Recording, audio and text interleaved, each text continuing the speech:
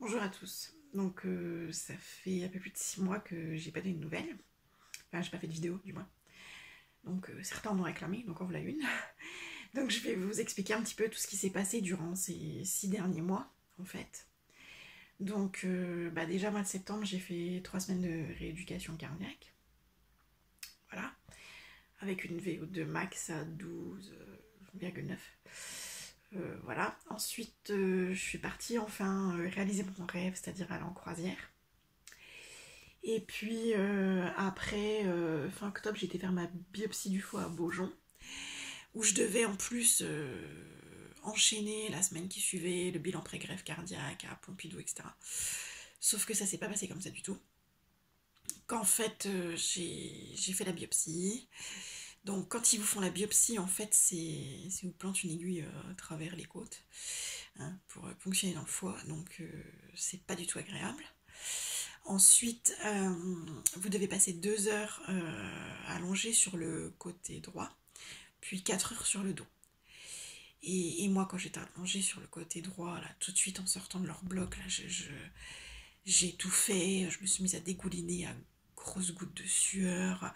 J'ai souffert. Enfin, bref, ils m'ont filé des cachetons pour m'endormir. Je pouvais plus respirer. J'avais les fenêtres ouvertes dans la chambre tellement c'était même pas la peine. J'ai tout fait. Je crevais de chaud. Enfin, tout.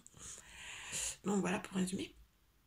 Et en fait, comment dirais-je, le lendemain, j'avais le ventre tout bizarre. J'avais mal, mais j'avais bizarre dans le bas du ventre, quoi, en fait. Et je leur ai dit, il n'y en a pas un qui m'a palpé le ventre, rien du tout. Ils m'ont renvoyé comme ça chez moi. Donc le soir, j'ai repris Préviscan, etc. J'avais l'infirmière qui m'a refait une injection de... Oh, je ne sais plus le nom, enfin bref, truc anti-phlébite, là. Plus reprise de mon Préviscan et tout. Enfin bref, le lendemain matin, j'étais pas bien. C'était le 1er novembre. J'ai appelé le 15, forcément. Je voulais voir un médecin, je voulais pas aller à l'hôpital, surtout pas.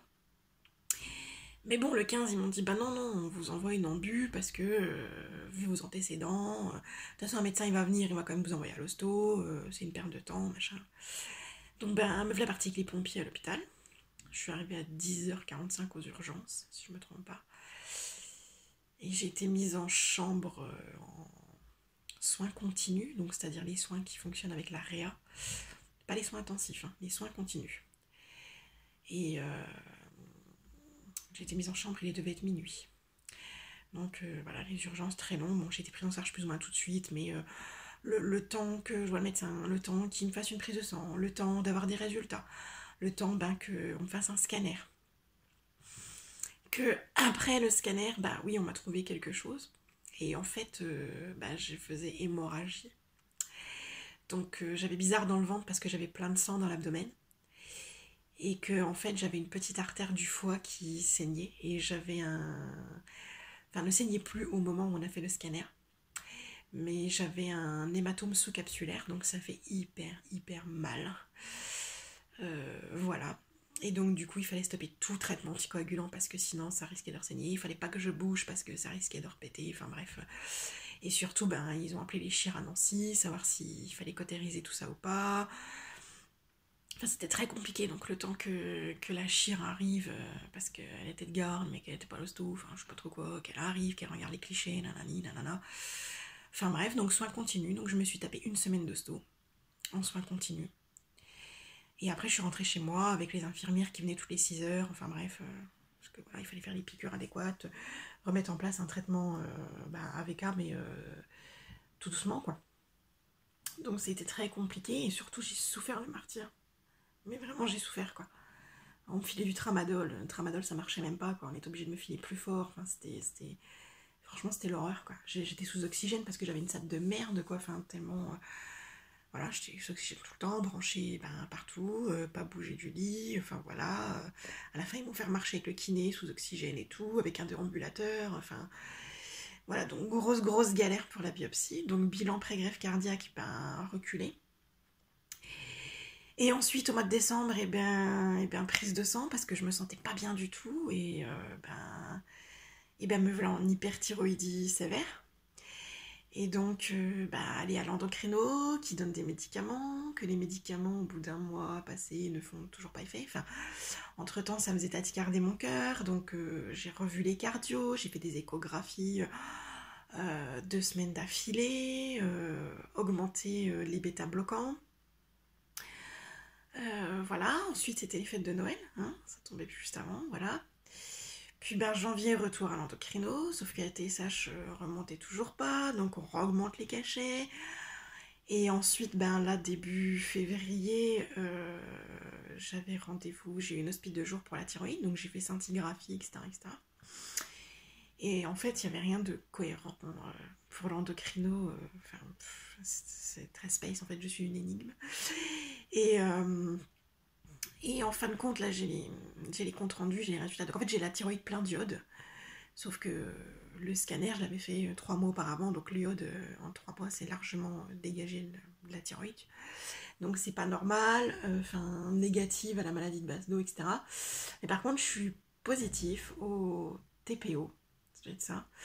Donc en fait, j'ai une thyroïde qui a une prédisposition à faire des complications, des maladies de la thyroïde, quoi. Donc hypo, hyper, toutes les merdes là, quoi, concrètement.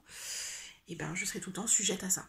Pour un oui, pour un non, donc grosso modo. Donc là, je suis sous cachet, j'en prends 2 par jour. Ces derniers temps, j'en ai pris 3 par jour parce que j'ai fait mon bilan pré-greffe, ça y est. Mais là, en fait, l'endocrino m'a téléphoné, puisque du coup, je dois faire des prises de sang tous les 15 jours pour les T3, T4, TSH. Et m'a rechangé de cachet et je dois en prendre 4 par jour pour la thyroïde, donc super. Donc au total, je vais être à 13 médicaments par jour, donc sympathique. L'estomac, il aime bien. Et donc voilà, donc ça a vachement reculé mon bilan pré-greffe parce que tant que t'es en hyperthyroïdie, je devais aller en réduc, non, tu fais pas de réduc, tu fais pas de bilan pré-greffe. Bon, là on s'est rendu compte que de toute façon c'était compliqué, donc on faisait quand même dans tous les cas le bilan pré-greffe et qu'on augmentait les doses de cachet pour la thyroïde parce que pas le choix. Et j'ai donc fait mon bilan pré-greffe la semaine dernière. Je suis rentrée vendredi.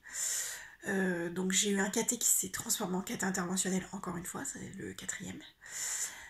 On m'a rebouché les collatérales parce que j'ai plein de collatérales en fait. Hein, voilà. Donc c'est des vaisseaux qui se créent en rapport à des artères. Hein. Donc c'est-à-dire que d'une artère à l'autre, et moi en fait elles partent de mon aorte et vont par exemple à l'artère mammaire, etc. Donc ce qui fait que ça fait dériver le sang, enfin c'est pas bon du tout, hein. C'est des gros risques hémorragiques, hein, les collatérales. Donc on m'en a rebouché 3 grosses. J'ai des fistules également, mais les fistules sont des trucs entre les veines, enfin bref, des petits vaisseaux entre les veines, pareil, qui se créent. Et les fistules, par contre, on les laisse parce qu'elles me servent de soupape par rapport à mon montage. Si on les rebouche, il n'y aura pas de soupape au montage, donc ça va pas le faire. Mais par contre, du coup, je désature. Voilà. Donc, je vis avec ma désaturation, mais c'est pas grave, c'est pas grave. C'est toléré, donc voilà. C'est pas, pour l'instant, c'est pas trop le problème. Et ensuite, ce qui se passe et ce qui est que je suis dans l'état là, en fait, c'est que les artères pulmonaires ne se sont pas développées. Et donc, en fait, mes artères pulmonaires, parce que quand on a un fontan, une dérivation cavo-pulmonaire totale, donc déjà quand j'étais petite, en fait, il faut des artères adéquates, genre de gens normaux, quoi. Et quand on est petit, ils vous injectent, en fait, ça je savais pas, ils vous injectent du sang dans les artères quand ils vous opèrent et tout, pour que les artères se développent. Sauf que moi, malgré qu'on m'ait fait ça et tout, mes artères ne se sont pas développées. Donc ça peut pas aller, en fait, le montage fonctionne bien, même s'il n'est pas parfait, c'est ce qu'on m'a appris aussi, c'est qu'il n'était pas parfait, et qu'il n'est jamais parfait parce qu'en fait, au niveau chirurgical, ils savent faire les choses, mais ils ne savent pas les faire au millimètre près, et il y a des choses qui devraient être faites au millimètre près, et ça, ils savent pas le faire encore, donc voilà. Et en fait, du fait que les artères soient trop petites, le sang s'écoule, mais il n'y a pas assez de débit, il n'y a pas assez de pression, il n'y a pas assez de... Enfin, j'ai des pressions normales, mais non, ça va pas. Donc voilà, donc mon traitement, il est bien pour l'instant, il faut surtout bien l'ajuster, j'ai du Lasix et tout, c'est surtout important. Parce que sinon, ils m'ont injecté je ne sais trop quoi quand j'étais au caté, j'ai pas trop compris. Un produit pour voir, en fait, genre si j'avais pas de Lasix, qu'est-ce que ça ferait, quoi. En gros, c'est un peu grosso modo ce truc-là. Et en fait, ça... Bah en fait, je gonfle direct, ça supporte pas du tout, quoi, ça tolère pas du tout, quoi. Les pressions montent direct, enfin, c'est intolérable.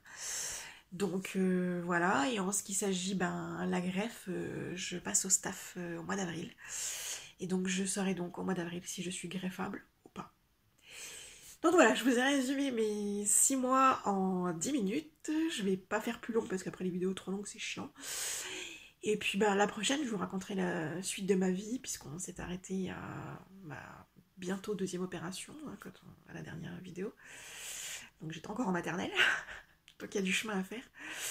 Donc je vous dis au revoir et je vous embrasse tous et bonne continuation et à bientôt.